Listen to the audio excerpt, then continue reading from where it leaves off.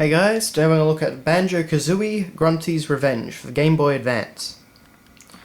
So on the front cover here we have some brand new renders of Banjo and Kazooie and Mecha Grunty, and yeah, they're running on some clocks. Of course this game was about time travel mainly. And as you can see, we don't actually have the Rareware logo on the front, instead we have the THQ logo on the front. Up there it's just a sticker, empty box. To purchase this item, take it to the take this box to the music and movies service counter. I think I got this at Target, so or possibly Big W, so that's why. And I got it for $70 originally. So yeah, on the side, just the title, THQ, nothing. So it's a bit of a bare bones side. And then on the back, we have Gruntilda is back, and only Banjo and Kazooie can stop her master plan. Travel through time, encountering puzzles, battles, and meeting friends old and new in this all-new Banjo-Kazooie adventure. And there, finally, we have the Rareware logo. So yeah, there we just have some screenshots, of course, showing off the game. It was kind of exciting, because it was sort of using 3D graphics on the Game Boy Advance. And you notice up here, we have compatible, yes and no. Game Boy Advance, yes. Game Boy Color, no. And Game Boy, no. I like that that's still there, even what is late as 2003. So yeah. Now I don't actually have the cartridge for this game. I didn't really like Grunty's Revenge. It didn't feel right on the Game Boy Advance, and I wasn't really a fan of most of the sort of digitized music from the previous games, and it used a lot of old content, and I didn't really understand how it flowed with the story. It wasn't Banjo free, but there was also the major disappointment that we weren't getting a Banjo-Kazooie game on the GameCube, and this game was kind of a replacement, and it really wasn't what you'd call a good replacement for that. But anyway, so moving on to the manual, we just have that same render of Banjo and Kazooie running on clocks. Kazooie apparently really surprised at nothing. So we have a good full color manual, but it's not really the traditional Rareware manual like we saw in all the N64 and Super Nintendo games. We've got this awesome render of Mecha Grunty with all her different bits. And we have a brief overview of the story. So basically, Banjo and Kazooie defeated her, so she and Quango are going back in time to prevent them from ever meeting and undo her defeats.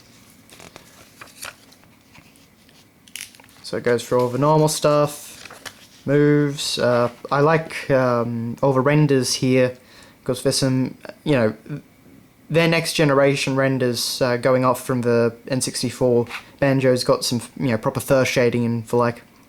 So they look pretty cool. And there's Kazooie. So you can see down there just a bit. The graphics, they were kind of using like 3D renders, but they weren't particularly good 3D renders. The Game Boy Advance really couldn't do 3D very well. It struggled really in many ways to even do the Donkey Kong Country style of 3D graphics. But anyway, so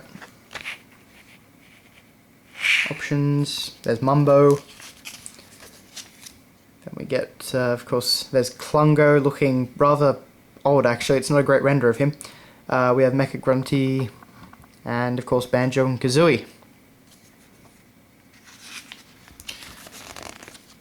And we have a whole of the other characters. There's Honey Bee over there. We have Bozai, who is the new mole character in this. We have Mumbo Jumbo, looking kind of weird there actually.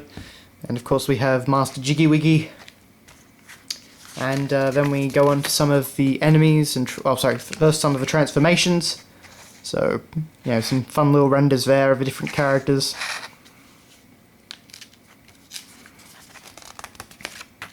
Then collectibles, Good old collectibles, Jinjos and honeycombs and jiggies, mumbo tokens, gold feathers, battery eggs, they were new, sort of. And then we get on to all the enemies. Now, if you look at this enemy page, you might notice some of the enemies don't really look quite up to the standard of others. Particularly this little guy here. And that's because that's his Banjo-Kazooie N64 model. Yeah, so I don't really know why that's there, why they didn't use a new render or something, but yeah, it just kind of looks out of place on that page. Aside from that, we have some quick advice, such as friendly characters will try to attract your attention with an exclamation bubble when they have something new to tell you. And Banjo can't hold his breath forever, so collect air from underwater bubble fountains to put off that frantic rush to the surface.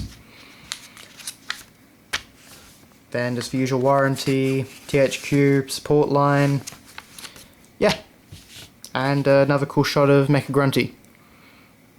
So yeah, that's basically Banjo-Kazooie Grunty's Revenge. Again, I apologise, I don't have the cartridge. But yeah, not really a very impressive game in my opinion. I don't think THQ did the series justice in, you know, really any aspect, story, gameplay, etc. Not a bad effort for the Game Boy Advance, but yeah, I'm not a fan. So, thanks a lot for watching, guys, and see you later.